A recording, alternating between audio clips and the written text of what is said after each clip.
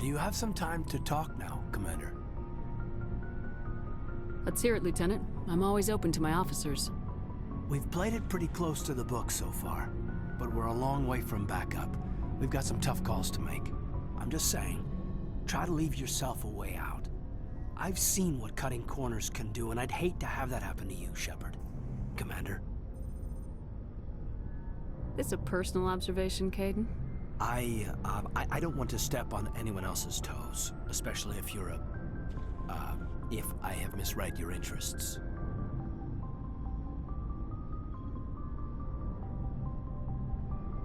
Someone? You're referring to our young Prothean expert. I think she's older than both of us put together, but, yeah.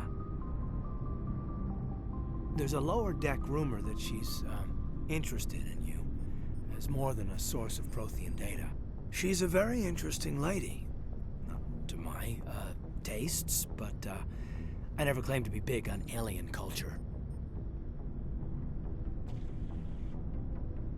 You seem awfully worried about my personal affairs. It's just that we don't have much downtime these days. I like being around you, but I don't want to take up your personal time.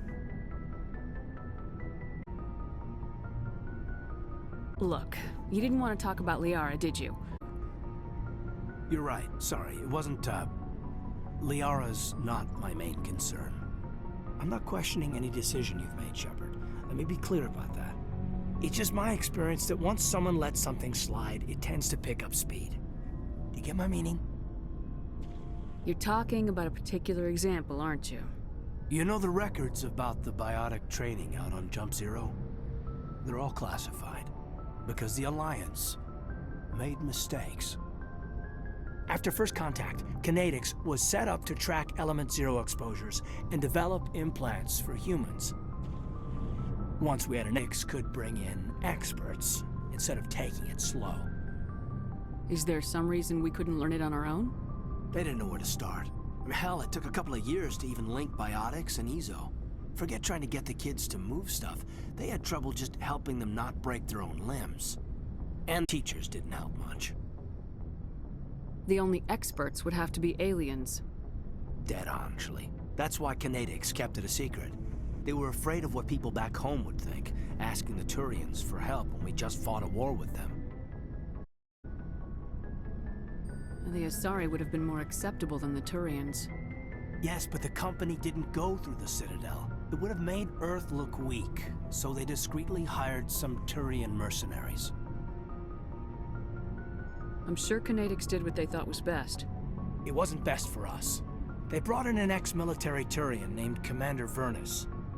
To introduce himself, he liked to say, "I was at the helm of the dreadnought that killed your father." Well, I told him my dad wasn't in the war. He'd retired to Vancouver. My family had an inland home that matured to new beachfront. Vernus had it in for me after that. He cut corners, pushed hard. I mean, you either came out a Superman or a wreck. A lot of kids snapped. A few died. The point of all of this is that when you cut corners, it's not always obvious who pays for it. So why are you telling me this? Is there something I can do to help you get over it? I'm 32, Shepard. You don't serve as long as I have without coming to terms with yourself. You also learn that if someone is special to you, you help them. Try to keep them from making mistakes. So you think you have leave to talk like we're more than officers? I got some signals. Maybe some static too, I guess. If I'm out of line, just say the word.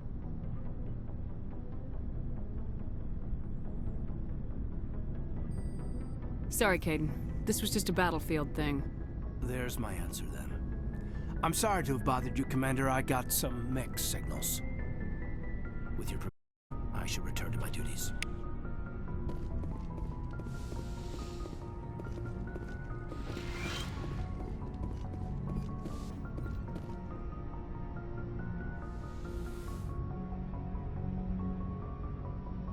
I get the feeling you want to ask me something, Commander. Maybe we could pick up where we left off. You were telling me about your interest in the Protheans. Actually, I think I was talking about my interest in you, and making a fool of myself in the process, As I said, I am not used to dealing with people, especially humans. I did not really know much about your species when we first met, Shepard. I found it hard to take humanity seriously. Your kind always seemed so rushed and high-strung. We don't have the luxury of time, and Asari can live for 1,000 years. We're lucky if we hit 150. That is true. At first I thought that was a weakness of your species. After spending time with you and your crew, however, I think it may actually be an advantage. You humans are creatures of action. You pursue your goals with an almost indomitable determination. It is an admirable trait, but also an intimidating one. You're scared of us? Unfortunately, the rest of the galaxy sees humanity as something of a bully. You run over anyone in your path to get what you want. It is up to people like you to change their minds, Shepard. I'm doing the best I can, Liara. There is a reason the Council chose you to become a Spectre. They saw something special in you. The best of what humanity has to offer. I looked into your history. I know what you did during the Blitz. It was a remarkable display of courage and heroism. You didn't need to go behind my back. I would have told you whatever you wanted to know. I apologize, Commander. After our last conversation, I was afraid I would say something stupid again. I wanted to know more about you, to understand what made you into the woman you are. There is something compelling about you, Shepard. Are you sure you're interested in me, or is it my visions of the Protheans? I admit, your connection to the Protheans had something to do with my initial interest, but it has grown beyond that. You intrigue me, Shepard, but I was not sure if it was appropriate to act on my feelings. I thought there might already be a relationship between you and Lieutenant Alenko. The Lieutenant and I are just friends. Nothing more. My mistake, then. I am not as adept at understanding human relationships as I thought. But what about us, Shepard? Is there a mutual attraction, or was I wrong about that too? No, you were right. There is something between us. I knew it, and I knew you felt it too. But does this not seem rather strange? Why do I feel so close to you? We each other a short time. We are from two different species. We have almost nothing in common. This makes no sense.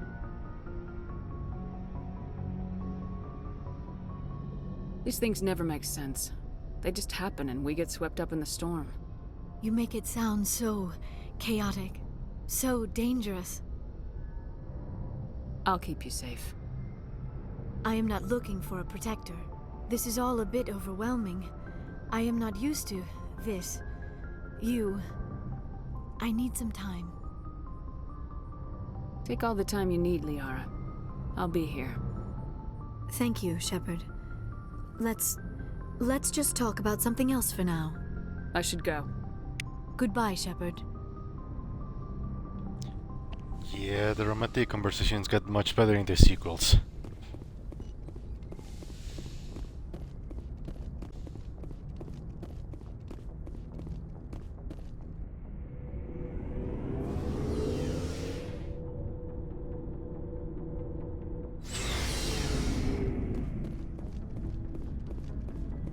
What do you want, Shepard?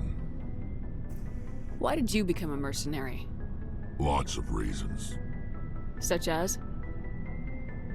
Such as, I needed to get out of the system. I needed to eat. I needed to survive. Why not stay and help your people? I tried to help. That's why I had to leave. What happened? I was betrayed. I was head of a small tribe. We were trying to restore order after the war, but the other tribes were against us. They followed Jared, one of the few warlords who survived the war with the Turians. But he was old, and so were his ideas. He wanted to continue the war. He wanted us to fight. Turians, Solarians, each other. It didn't matter who, as long as we were fighting. What did you want? I just wanted Jared to shut up, to stop his ranting. I wanted him to stop leading the tribes astray. but he couldn't understand how much things had changed. We didn't have the numbers to go to war. Even if we did, the genophage made sure we couldn't replenish our numbers fast enough. I told them all to forget about war. We needed to focus on breeding, at least for one generation. And for a while, we were getting through. Some of the tribes started coming around. I take it the warlord didn't appreciate that. No, he didn't. He arranged a crush with the tribes, a meeting on neutral ground. He wanted to talk. We met at the Hollows, near the graves of our ancestors. The skulls of our dead laid bare to remind us where we come from and where we all go. It's as sacred as any Krogan place can be. Violence is forbidden. Sounds like a trap to me. You must have suspected as much. I did. But when your father invites you to a crush, well, there are some laws that even we hold sacred. Jared was your father? He was, until that day. We talked, but we didn't get anywhere. When it was clear that I wouldn't join him, he gave the signal. His men leapt from the graves of our ancestors like Krogan undead. The few that were loyal to me died quickly. I escaped with my life, but not before I sank my dagger deep into my father's chest. That is why I left, and that's why I'll never go back. You must have family other than your father. Don't you miss them? You trying to make me cry, Shepard? I've got some unfinished business with my family, but that's all. What kind of business? Before I left, I made an oath to my father's father. I swore to recover my family's battle armor. It was taken from him after the uprising. What's so important about this armor? It's a relic. Useless, really. But it was worn by 5 generations of my family before the war. It's rightfully mine. Originally, it was taken by the Turian military. We weren't allowed armor or weapons after the war. Now, it's in the on Actus, a Turian scum who collects relics from the war. He's made millions selling Krogan artifacts that were stolen from my people. He's got several bases where he stores his goods, all fortified and guarded. I just don't know which base has my family's armor. Just tell me where to start looking. I'll upload the data to your nav system. But Commander, I want to be there when you find him. So long, Rex. Shepard.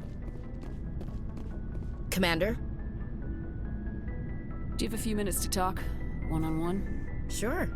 I was just watching some mail from home. Oh, before I go, we saw Caden in a news vid about the Normandy. He's cute. Later, sis. Let's pretend this never happened. The damage is done, Williams. Oh, shoot me now. One of my sisters. That's Sarah, the youngest. What's up? You didn't come by to eavesdrop on family mail. Your family seems to be important to you. Yeah, we've always been close. Me and my sisters especially. With Dad on duty so much, I had to help Mom raise them. Did your father serve with the fleet? Yeah, took any crap posting he could get that offered space time. You know what? He worked his ass off trying to get recognized, but he never made it above serviceman 3rd class. He was real proud when I made chief. First thing he did was salute. What about your mother?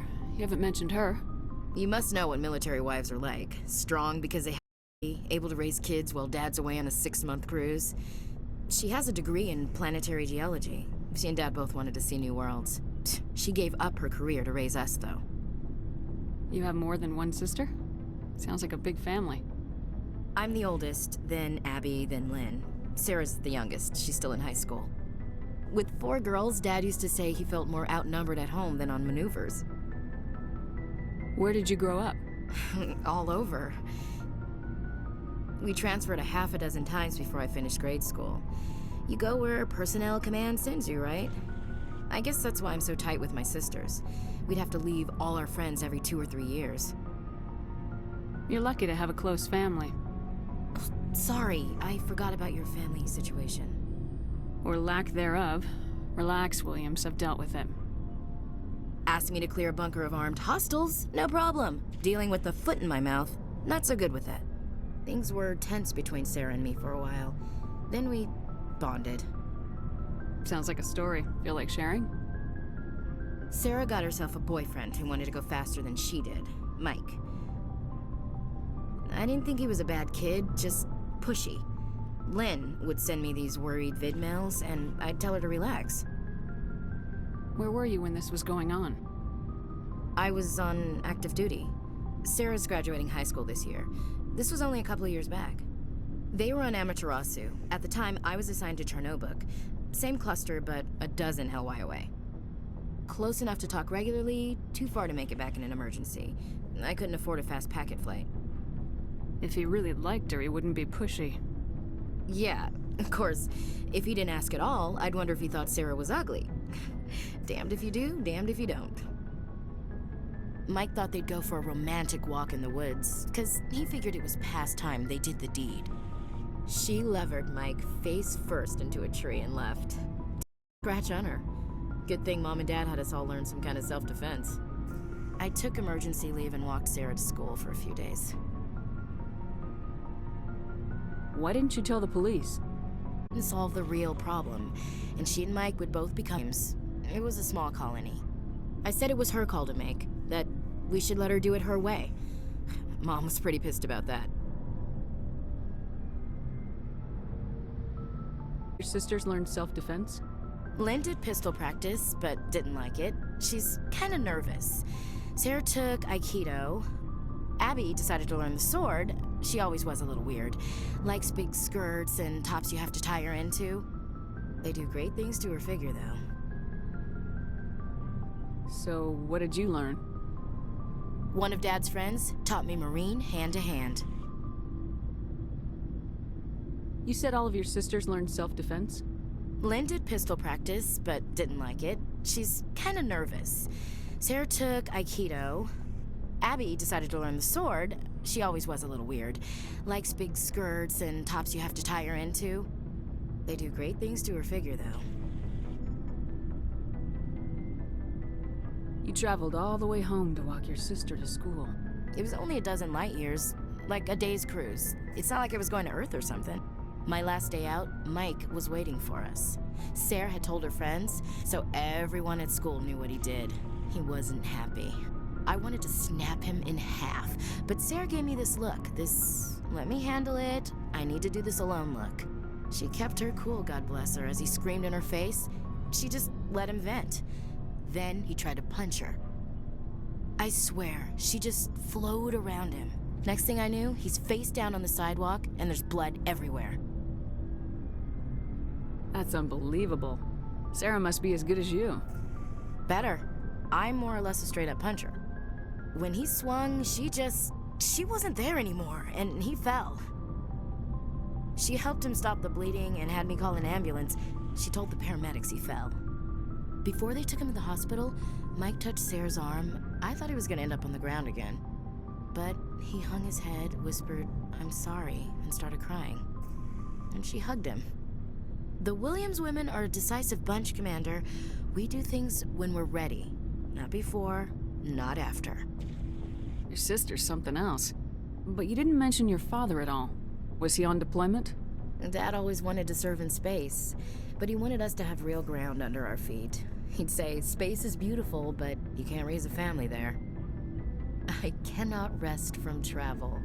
I will drink life to the lees. All times I've enjoyed greatly, have suffered greatly, both with those that loved me and alone. For always roaming with a hungry heart, much have I seen and known, cities of men and manners, climates, councils, governments.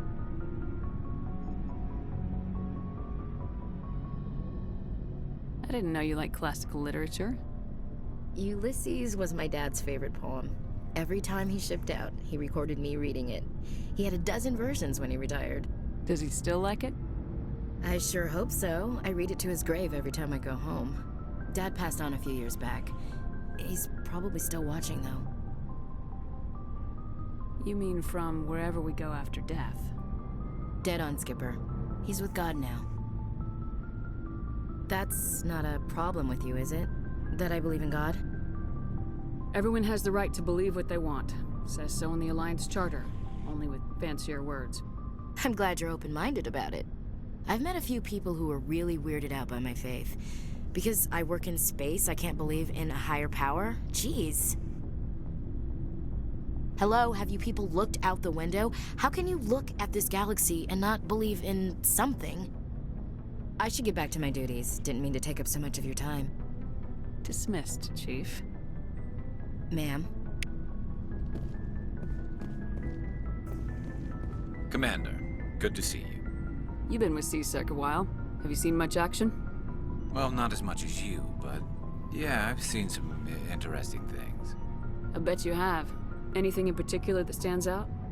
I remember this Solarian geneticist I was sent to investigate. That case was a bit disturbing. What happened? Why were you investigating him? I was tasked with tracking black market trade on the Citadel. Most of it harmless, nothing I needed to pursue.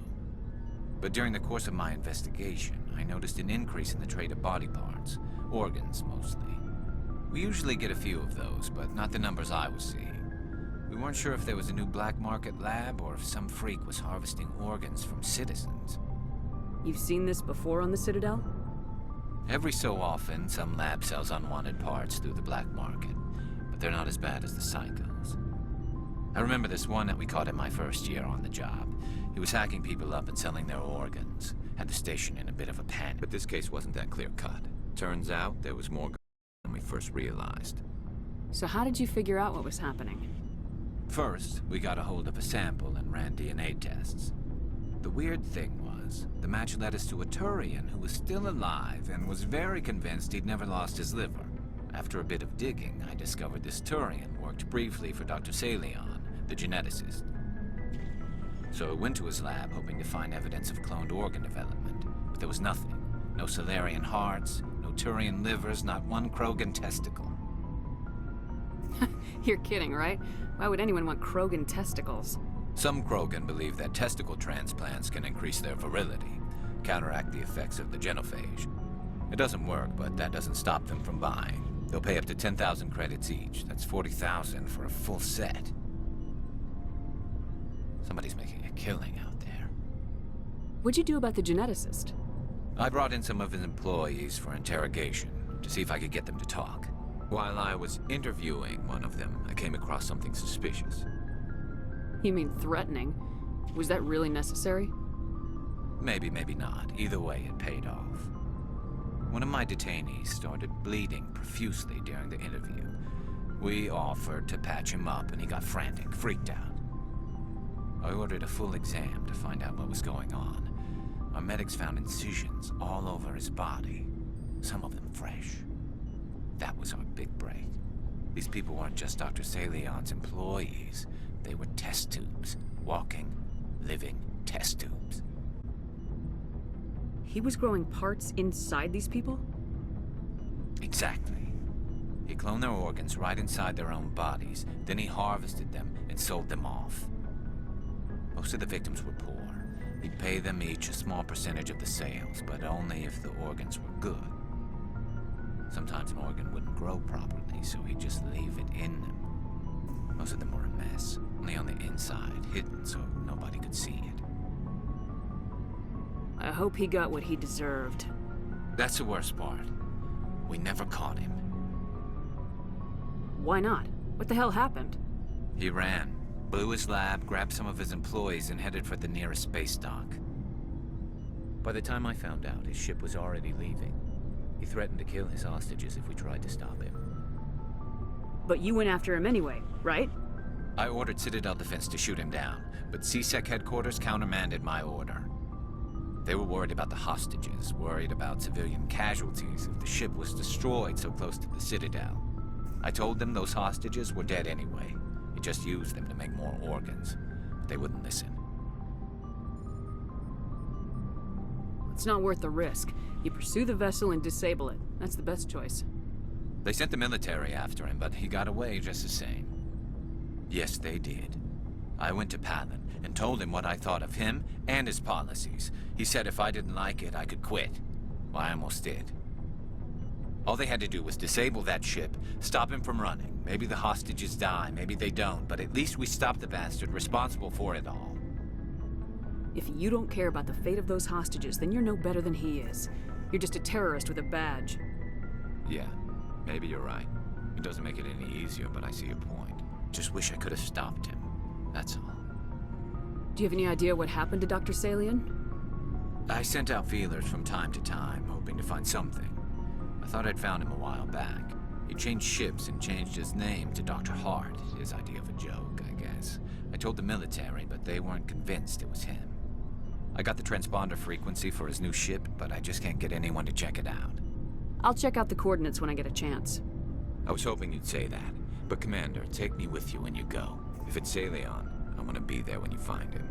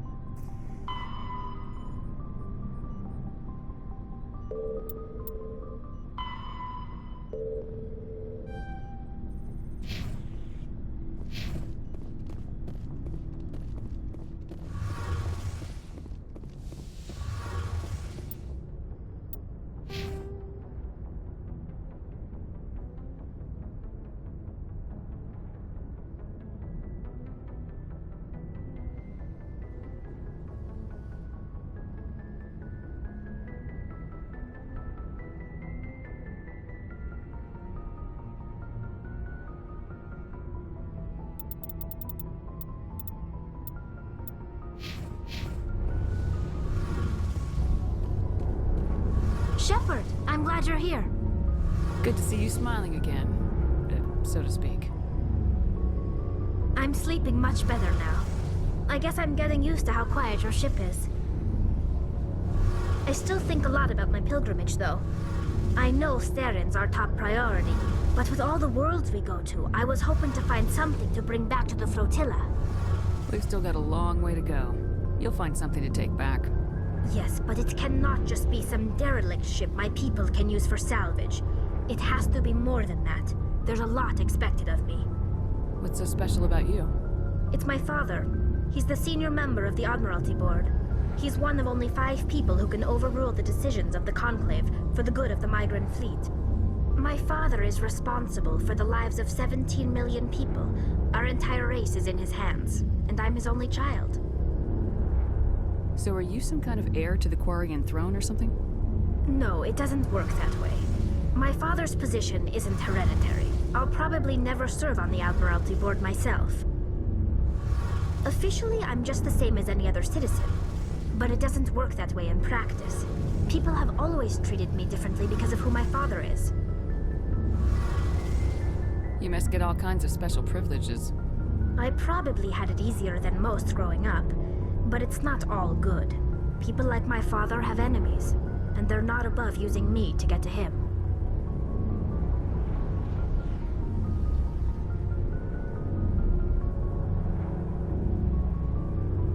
It must be tough on you. My people place a high value on family and ancestry. There's an unspoken expectation that I'll live up to my father. Everyone's waiting for me to do something great on my pilgrimage. Something that will forever change our lives for the better. If I don't, it's like I failed, and that reflects badly on both me and my father. The work you're doing here is more important than anything any Quarian's ever done before. Yes, I know. But you have to understand Quarian culture. We're a very insular society. The events beyond the flotilla don't much matter to the average citizen. Our greatest dream is that one day, we'll return to our homeworld and drive out the Geth. But even if we stop Saren, that's not going to happen.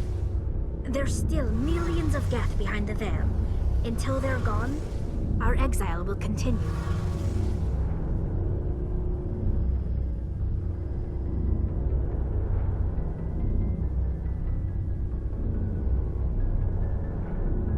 What would you need to bring back to make everyone happy? Something that would help us better understand the Geth. They've changed significantly since the exile. They've continued to evolve. We've done our best to study them, but it's not easy. They're very reclusive. Until recently, they never went beyond the borders of the Veil. And all the Geth we run into now are under Saren's control. We'd need to find Geth operating on their own, independently. But I don't want this to get in the way of our mission, Shepard. First, we stop Saren. Then I'll worry about my own problems. What was your father like? It wasn't easy growing up as the daughter of one of the Admiralty. Even before he joined the board, he was a prominent figure. People looked to him for leadership. He had to set an example, and he expected the same of his daughter. Plus, he was pretty strict, a military man through and through. He never allowed me to settle for anything less than excellent. As a kid, I sometimes felt like he was pushing me too hard. But now, I'm old enough to appreciate what he taught me. The world doesn't owe us anything. If we want something in life, we have to earn it. Where was your mother in all this? Mother was around, but she always seemed to kind of blend into the background. Almost like she was overshadowed by my father. He tends to do that to people. She passed on about 5 years ago. Some airborne virus that swept through the fleet. Happens sometimes when the filters start to break down. I think my father took it pretty hard. After she was gone, he became even more focused on his work. I think that was his way of dealing with the grief. Sounds like a tough upbringing. You don't resent your father at all? Like I said, it wasn't easy. My father's not the kind of person you bond with. And he wasn't around all that much. Too busy. People counted on him, and he took his duties seriously. Even when he was around, he always seemed a bit distant. Like his mind was always somewhere else. Come to think of it, I can't ever remember seeing him smile. Not once. It's like he was always weighed down by all that responsibility. I mean, I know he cares about me, but he never really showed it, not in the usual way. I guess the best thing I can say about my father is that I respect him. I want to talk about something else. Like what? I should go. See you later.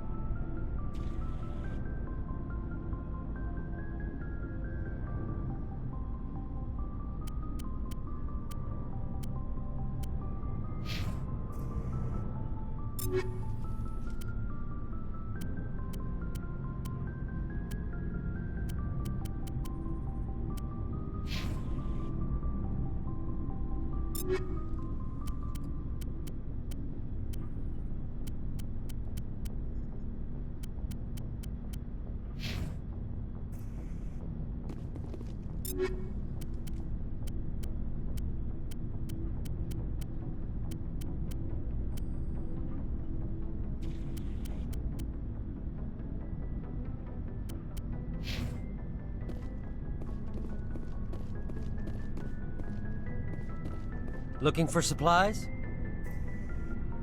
Let's see what you You got. bet, Commander.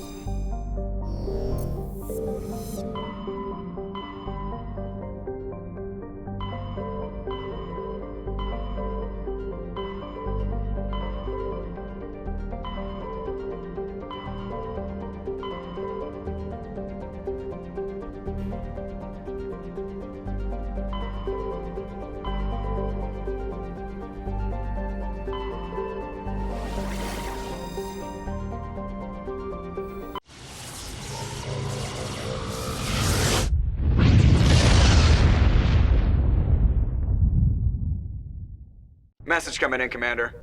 Big surprise, the Alliance needs you again. Shepard, this is Admiral Hackett with Alliance Command. We've got a mission for you. An Alliance officer named Major Kyle has set up a small compound in the Hulking Eta cluster. He's attracted a number of followers, mostly biotics. He's become an outspoken critic of the Alliance, and we believe he's mentally unstable. This could be trouble, Shepard. What kind of proof do you have that the Major is dangerous? 3 days ago, we sent 2 Alliance representatives to meet with him at his compound. They've disappeared. We believe Kyle and his followers killed them. That compound is a cult, Shepard. They call him Father Kyle now. He set himself up as some kind of religious leader. I might be able to end this That without may that. not be possible.